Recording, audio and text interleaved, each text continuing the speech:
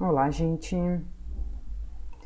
Tudo bem? Vamos continuar aí as nossas aulas de reino animal e a gente vai falar então, continuando falando, né, de filocordata, de subfilo craniata, da classe dos répteis. Então a gente falou da classe dos peixes, falamos da classe dos anfíbios e na aula de hoje é a classe dos répteis. Répteis que são muito conhecidos, eles são mais conhecidos, né? A gente conhece mais répteis do que anfíbios, por exemplo. No nosso país a gente tem o jacaré, por exemplo, né, muito típico da região do Pantanal, e as tartarugas em toda a nossa costa, com projetos, inclusive, ecológicos, o projeto Tamar, que é para tartarugas. Então a gente vai falar fazer uma caracterização geral e algumas especificidades desse grupo. Então, de forma geral, quais são as características dos répteis, né, ou classe reptília? Eles são os primeiros a ocuparem o ambiente terrestre, mas de forma independente da água. O que seria independente da água? Que eles não precisam de água para sobreviver? Não. Que eles não vão precisar de água para respirar ou para se reproduzir. Então eles conseguem habitar em ambientes muito mais secos do que, por exemplo, os anfíbios que a gente viu. A gente vai encontrar répteis no deserto, a gente não vai encontrar anfíbios no deserto, porque eles vão precisar de água, né, para essas duas coisas, para se reproduzir e para respirar, enquanto os répteis não. Eles vão ter uma pele mais seca, os répteis, queratinizada, então vai ter uma proteína aí chamada queratina para impermeabilizar a pele, e sem glândulas mucosas, eles não têm na sua pele, não vai ter nada para produzir muco ou produzir alguma estrutura para que eles percam água, então é uma pele super seca. Tem escamas ou placas córneas, então as escamas a gente encontra, por exemplo, nos lagartos, nas serpentes. As placas córneas a gente vai encontrar, por exemplo, nas tartarugas, nos quelônios. E isso é uma característica também de resistência à dessecação, é para evitar perder água, evitar que eles dessequem. Vão ter pulmões muito mais eficientes, porque eles então vão respirar apenas pelo pulmão, com algumas exceções, mas vai ter respiração pulmonar, inclusive as tartarugas marinhas. Tem fecundação interna, então vão ter um desenvolvimento, uma fecundação interna dentro do corpo da fêmea, e isso vai caracterizar, por exemplo, o surgimento de ovos, e isso aqui é muito importante porque surge nesse grupo e a estrutura que tem no ovo vai se manter tanto em ave quanto em mamíferos, apesar de a gente não ter uma casca, né, no nosso desenvolvimento, um ovo com casca, a gente tem estruturas embrionárias parecidas com os dos répteis. E aí, esse ovo amniótico, a formação do seu ovo amniótico, que é importante, a gente vai destacar em um slide exclusivo para isso. E esses animais, eles são ectotérmicos. E aí, vamos falar um pouco sobre regulação térmica nesse grupo, mas ele se aplica aos demais grupos, tanto os que a gente já falou, quanto os que a gente vai falar, né? Então, quais são os mecanismos de regulação, de termorregulação dos cordados, dos animais aí que a gente mais se aparenta? A regulação da temperatura no corpo dentro de limites fisiológicos da espécie. Então a regulação ela está em função da fisiologia do animal. A gente tem animais que são ectotérmicos, então o calor vem do meio. A regulação térmica depende da temperatura do meio, por isso que a gente chama de ectotérmico, ecto é de fora. Quem são eles? Peixes, anfíbios e répteis. Então, a temperatura do animal é em função da temperatura do meio. E a gente fala que eles são pecilotérmicos, a temperatura varia conforme o ambiente. Então, ectotérmico é que a temperatura vem de fora, então o sol lá fora vai fazer com que o animal tenha uma temperatura mais quente. Se ficar, né, se não tiver tanto sol, se tiver uma incidência solar menor, a temperatura vai ser menor. E por conta de variar a temperatura, a gente fala que esses animais são psilotérmicos ou heterotérmicos. O que significa? Que a temperatura varia, beleza? Diferente dos animais endotérmicos, que você tem o calor proveniente do metabolismo. É por conta de reações químicas, mais especificamente por conta da respiração celular de aves e mamíferos, que esses dois grupos eles têm uma temperatura que é produzida pelo corpo. Dentro do corpo é que se produz esse calor. Então é endotermia.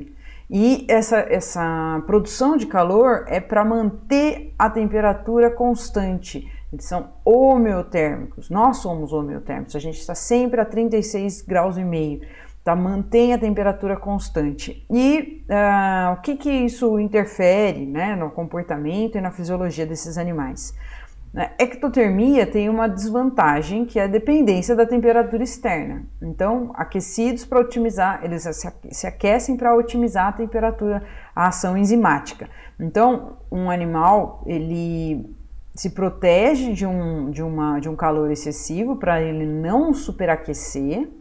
No entanto, quando tem um sol ou da manhã ou do fim da tarde, ele vai tomar sol para se aquecer a uma temperatura adequada para a ação das enzimas ali dentro do corpo ser otimizada, ser adequada para ele fazer suas atividades. Ectotérmicos demandam menos alimento do que endotérmicos. Por quê? Porque se eles não precisam manter uma temperatura constante, eles não precisam se alimentar sempre, porque a temperatura é mantida pelo sol, por exemplo. No caso de endotérmicos, eles precisam manter a temperatura fazendo o calor internamente, produzindo calor pelo metabolismo. Então, como que a gente faz isso? Quando a gente come, quando a gente se alimenta, a gente pega as moléculas de carboidrato, principalmente, queima, né, através da respiração celular, e isso produz calor. E isso faz com que a gente mantenha a temperatura. Só que para a gente manter, então, essa temperatura constante, a gente sempre precisa comer, porque a gente sempre precisa fazer respiração celular. Então, a necessidade de alimento é constante para os animais endotérmicos. No entanto, por conta da manutenção da temperatura ser em função do próprio corpo, em função do seu próprio metabolismo, eles podem habitar regiões bastante frias. Então é só comer, porque você vai manter a temperatura. Não é só comer, tem outras estratégias como pelos e penas, mas isso garante a ocupação de lugares muito mais frios do que os répteis, que não conseguem ficar nesses ambientes porque eles precisam do aquecimento do sol para ter um metabolismo adequado, beleza? Bom, então vamos pensar aí um pouco sobre regulação térmica via gráfico, né? Como é que a gente representa isso e se vocês conseguem identificar.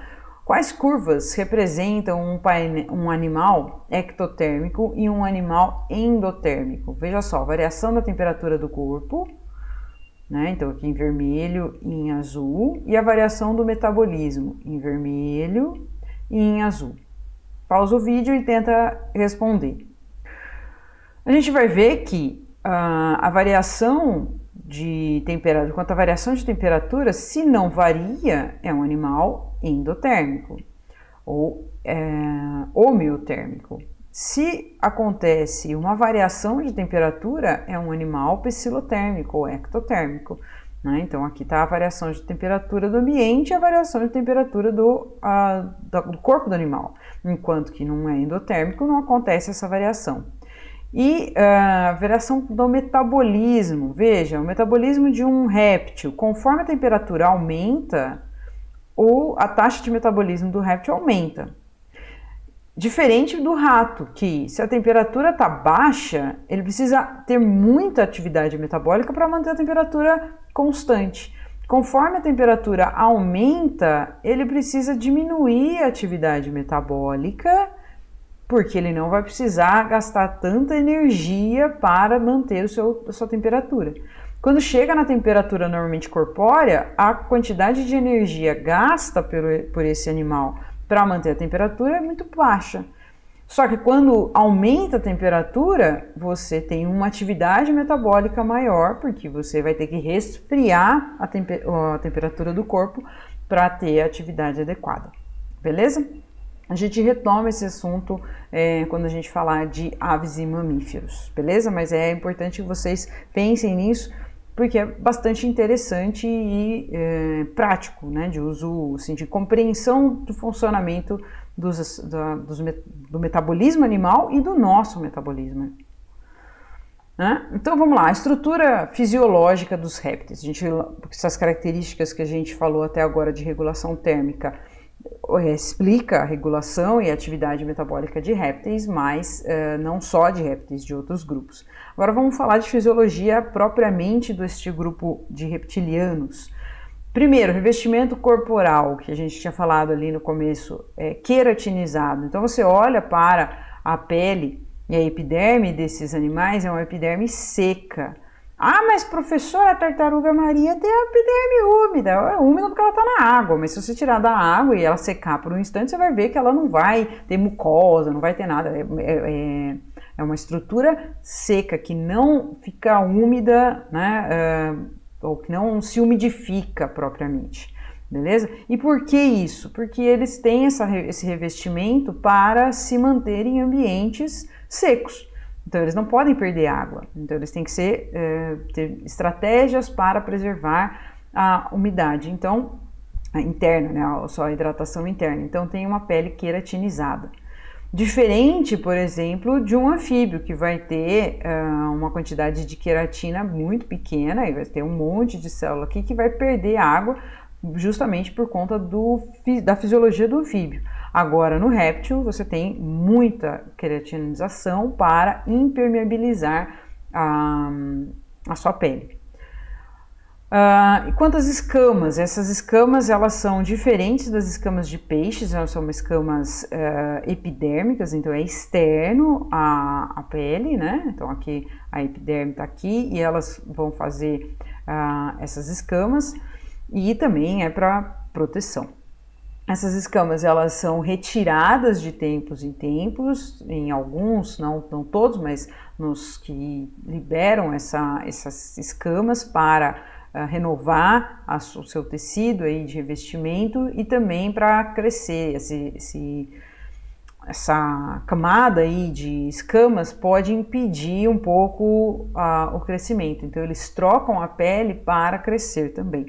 A cascavel, que é típica brasileira, aquele chocalho no final da cauda, cada uma dessas estruturas aqui representa aí os restos de mudas, né, de troca de escamas. Então ela vai escamando e vai produzindo uma parte aqui do chocalho. Então quanto maior o chocalho, mais velha é a serpente. Algumas modificações desses animais que às vezes vocês questionam assim, nossa, mas será que serpente tem, por exemplo, vértebra? Tem, olha só, aqui tem a cabeça e olha a quantidade de vértebras, né? Não é porque o movimento delas é diferente que não vai ter vértebra, que é um corpo mole, não, ele tem vértebras, tem uma estrutura de sustentação do corpo. Assim como as tartarugas também têm coluna vertebral e também, né, são vertebrados por conta da estrutura dessa coluna vertebral, que está aqui sustentando, né, a cabeça, aqui o pescoço, e depois tem uma adaptação que fica colado ao casco para liberar espaço aqui para os órgãos. Beleza?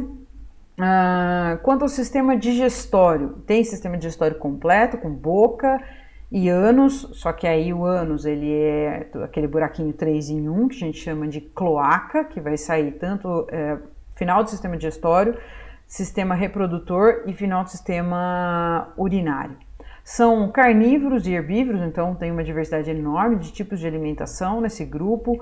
Tem uma dentição mais desenvolvida do que, por exemplo, os anfíbios, exceto para os quelônios, né, as tartarugas, por exemplo, que tem um bico córneo, tá? E tem estruturas de órgãos muito semelhantes aos nossos. Sistema respiratório, esses animais, ele tem um sistema respiratório bem desenvolvido, os pulmões já vão ter muitas dobras, parecidos com o nosso pulmão, tem uma musculatura para expandir a caixa torácica e contrair, então fazem um movimento de inspiração e expiração. Veja, o pulmão dos quelônios aonde fica, então a tartaruga marinha, apesar de ser um animal aquático, tem pulmão e precisa então respirar, né, pelos pulmões, precisa subir, pegar oxigênio na superfície para depois descer. Tem uma exceção aí que tartaruga marinha tem uma respiração cloacal também, além da pulmonar, então ela faz troca gasosa pela cloaca. Veja a adaptação aqui do pulmão de uma serpente, todo o pulmão direito estendido e o esquerdo mais retraído. Isso é uma adaptação por conta do formato do corpo do animal. Quanto aí à evolução desse pulmão, veja que em anfíbios a quantidade de dobras é quase que um saco, né, o pulmão de salamandras ou de sapos. Agora, em répteis, a gente tem essas dobras, e essas dobras são para aumentar a quantidade de superfície, né, aumentar a superfície de contato com o oxigênio para fazer a troca gasosa mais eficiente, beleza? Quanto ao sistema circulatório, esses animais eles vão ter uma circulação dupla, incompleta. O que significa isso? Significa que o sangue vem aqui, ó, chega no átrio direito, ventrículo direito, aí passa para capilares pulmonares, volta para o átrio esquerdo, ventrículo esquerdo e para o resto do corpo. Então tem eu falei 4 cavidades, só que os ventrículos aqui eles não são completamente separados. Então tem uma mistura aqui de sangue, mas o sangue vai passar 2 vezes pelo coração, por isso circulação dupla. Então passa pelo lado direito e pelo lado esquerdo. Como existe uma comunicação, né, entre os ventrículos aqui, mistura sangue oxigenado com sangue não oxigenado, então ela é incompleta, por isso que a gente chama de incompleta. E tem então essas 3 câmaras, né? Tem átrios, 2 átrios e um ventrículo parcialmente dividido em direito e esquerdo, exceto os crocodilos, que vão ter um coração com 4 cavidades bem divididas. No entanto, ainda tem uma circulação incompleta porque o sangue se mistura em um outro trecho do sistema circulatório. Beleza? E o que isso tem a ver com, por exemplo, o metabolismo? Se você tem uma mistura de sangue, você não tem tanta eficiência na respiração aeróbica. Então, por isso, eles não conseguem manter a temperatura constante como os animais endotérmicos. Quanto à excreção, esses animais eles excretam ácido úrico. Então, o que é o ácido úrico? Essa parte branca, que é o mesmo tipo de excreta que as aves, né, que são um grupo aparentado, na verdade os répteis as aves são répteis voadores, e aí esse ácido úrico aqui, como ele é pastoso, ele serve para economizar água. Então, ao invés do animal urinar como a gente, com muita água, eles têm uma excreta pastosa, beleza? E tem então um rim apenas e a cloaca para a eliminação dessa excreta. Quanto ao sistema nervoso, os animais eles têm uma visão e um olfato bem desenvolvido, né? Uma curiosidade são as serpentes, que são surdas, elas não têm ouvidos, mas elas percebem as vibrações pelos ossos do crânio, então quando elas rastejam, elas conseguem perceber a vibração. Por isso que quando você está andando numa trilha, ela está no chão, ela percebe que, que existem animais ou alguma coisa que está passando por ali, porque ela está percebendo a vibração do solo. Eles têm algumas têm fosseta loreal, que é para indicar calor, então isso também é uma indicação de serpentes com veneno, e tem então estruturas aí para perceber o ambiente bastante desenvolvidas. Quanto à reprodução, esses animais são dioicos, então tem macho e fêmea, tem uma copulação, né, uma fecundação interna, então vai ter o desenvolvimento de pênis ou um hemipênis, né, então uma estrutura para a fecundação interna. E então, aqui nesse caso, uma imagem, né, de sexo animal com o macho e a fêmea. E como é que você sabe quem é macho, quem é fêmea, se não tiver numa posição como essa? Se você vira, né, um jabuti, você vai ver que a fêmea é reta e o macho tem uma parte côncava, justamente para ficar nesta posição, já que a carapaça é bastante dura, não vai ser fácil se não tivesse esse encaixe. Então é uma forma de diferenciar macho e fêmea, porque eles são externamente muito parecidos, né? Eles botam ovos e esses ovos eles vão ter uma influência da temperatura para a determinação do sexo do animal. Então, em tartarugas, em quelônios e em crocodilos, a temperatura externa vai influenciar também a quantidade de machos e fêmeas no ninho. Então, se você tem aqui, ó, no caso você tem duas espécies, né, tartarugas e lagartos. Veja só, aqui as tartarugas, se você tiver uma temperatura baixa, você tem uma proporção de fêmeas menores. Uma temperatura alta, uma proporção de fêmeas maior. E é o inverso para lagartos. Então, assim, quanto maior a temperatura, no caso de tartarugas, né, ou de quelônios, você vai ter mais fêmeas e menos machos. Se você tem uma temperatura mais alta, no caso de lagartos, é o inverso, você tem temperatura alta, poucas fêmeas, tá? Então é uma influência da temperatura na determinação do sexo, beleza? E aí esses animais eles vão produzir ovos. E esses ovos eles têm uma característica que a gente fala que é um ovo amniótico. O que é um ovo amniótico? É um ovo que tem uma estrutura que a gente chama de amnion, que é essa estrutura aqui, ó, que está em volta, tá vendo? Do embrião. É uma estrutura de proteção do embrião. Só você pensar na bolsa amniótica. É uma bolsa que envolve o embrião humano ou o embrião mamífero com água para evitar choques mecânicos e danificar as estruturas do embrião. Então o amnion é essa estrutura aqui que vai possibilitar o desenvolvimento do embrião. É uma bolsa de água que está dentro de um ovo com casca. Então o que significa? Significa que toda a água necessária toda a água e todo o nutriente necessário para o desenvolvimento desse embrião aqui dos répteis vai estar dentro desse ovo com casca. O ovo com casca, então, ele é importante também para o desenvolvimento desses répteis fora de um ambiente aquático. Então, mais uma característica que faz com que esses animais sejam independentes da água, beleza? Dentro desse ovo, além do amnion, a gente tem uma estrutura com nutrientes, que é aqui indicado a gema, né? Mas é o saco vitelínico, então tem estrutura aqui, tem nutrientes para o desenvolvimento do embrião. Existe um saquinho aqui, que é o alantoide, para armazenamento de excretas durante o desenvolvimento do embrião. E uma outra estrutura, que é o córion, que vai envolver tudo isso para o desenvolvimento. E externamente a casca para evitar que o animal perca água ou que o animal sofra algum choque também.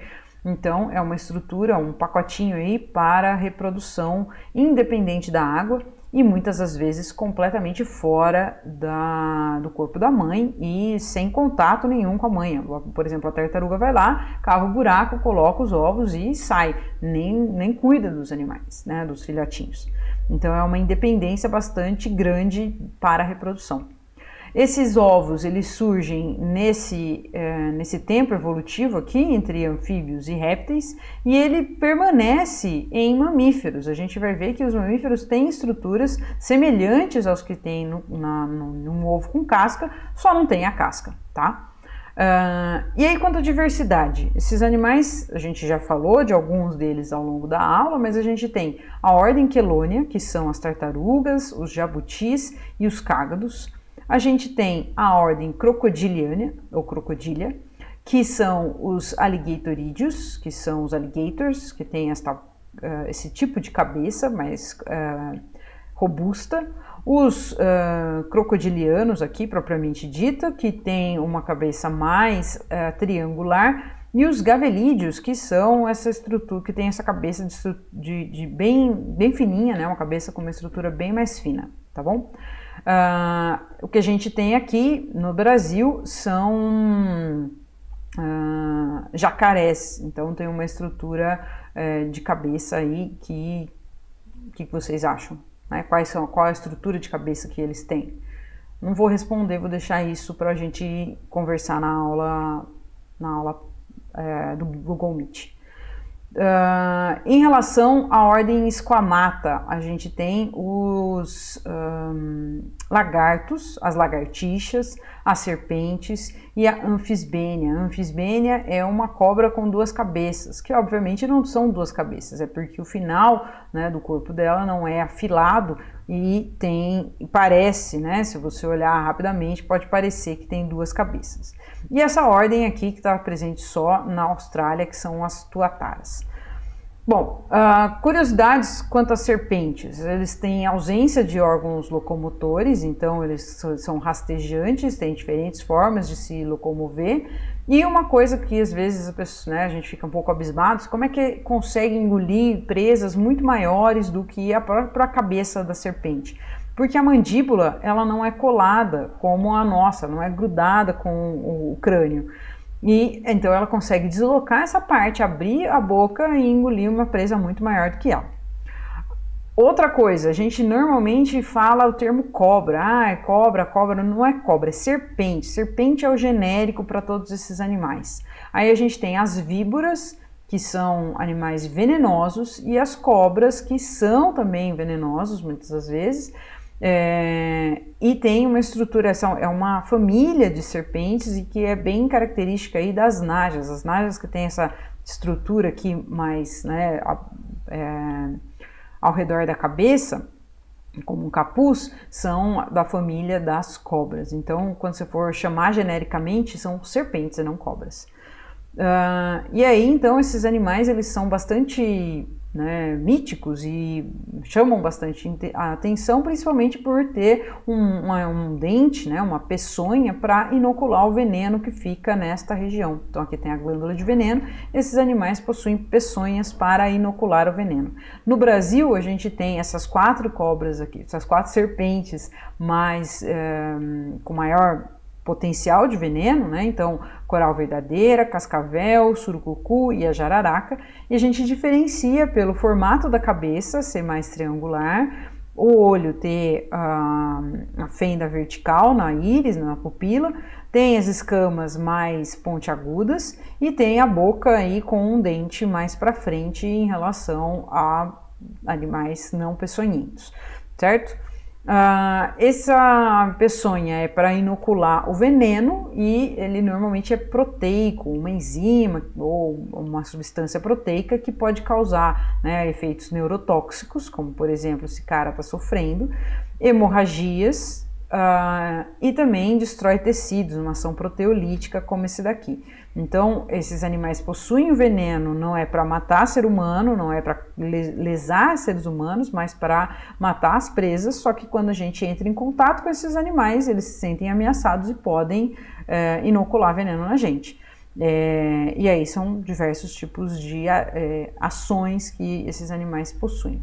Beleza? Eu espero que vocês tenham entendido e a gente conversa mais na nossa aula lá do Google Meet. Beleza? Até a próxima!